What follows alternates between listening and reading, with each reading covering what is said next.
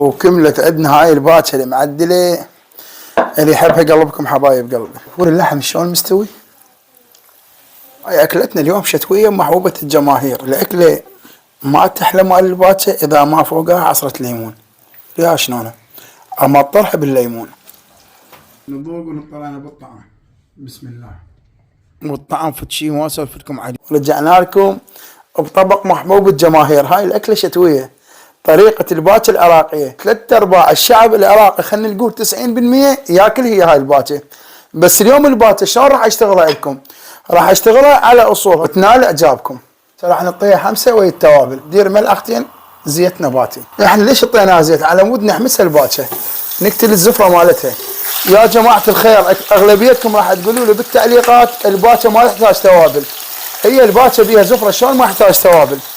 التوابل كلش ضروره بالباكه، بس توابل يعني راح ندير بحالات صحاح.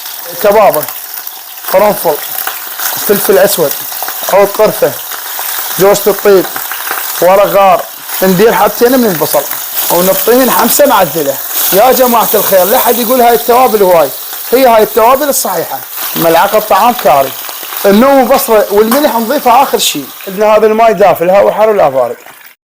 نشيل الزفره ينهي بهاي الطريقة اللطيفة. ورا ما قشينا الزفرة كلياتها خلوها على نار هادئة تستوي، ابد لا تعلوا النار. هي الباكة تحب وقت يعني على نار وسط يعني. هاي تاخذ من وقت من ساعتين ونص الى 3 ساعات. ورا ما استوت عندنا الباكة اخر ربع ساعة نضيف الملح والنمو بصلة. ملعقتين ملح، نمو بصلة، وربع ساعة ونطفيها. وكملت هاي الباكة المعدلة واللي يحبها قلب. خذت من عندنا وقت 3 ساعات لنار هادئة. ونشرب الخبز بالسوب. وكملت عندنا هاي الباكة المعدلة. وفول اللحم شلون مستوي؟